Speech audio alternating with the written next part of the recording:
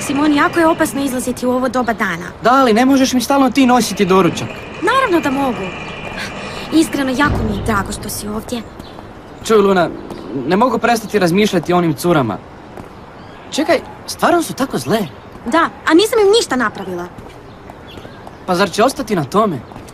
Pa ne. Dobro, imaš neki plan? Što da radimo, reci? Simone, ne želim izazivati skandal. Mogu ih izbaciti iz jam and rollera. Ali Luna, to nije loše ako one to zaslužuju. Može biti, ali... Znaš, ako ih izbace, neću se osjećati boljom od njih. Dakle, nisi ništa rekla Tamari? Ne, rekla sam je nešto drugo.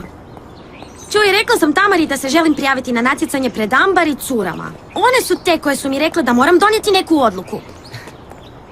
Pa to je jedna stvarno odlična vijest. Kako dobro, Luna, ići ćeš na natjecanje. Da, možda. Kako to sad misliš? Pa nije baš lako. Ovo je natjecanje parova i Tamara mi je rekla da se ne mogu prijaviti ako ne nađem partnera. Gle, razmišljala sam da bi ti mogao ići sa mnom. Ja? Da, ti, Simon, molim te. Ajde, molim te, Simon, imaš super smisao za ritam i predobro rolaš.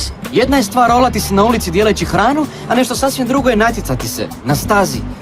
Ne, Luna, ne, osim toga ti već imaš prakse. Nemoj misliti da sam bolja od tebe.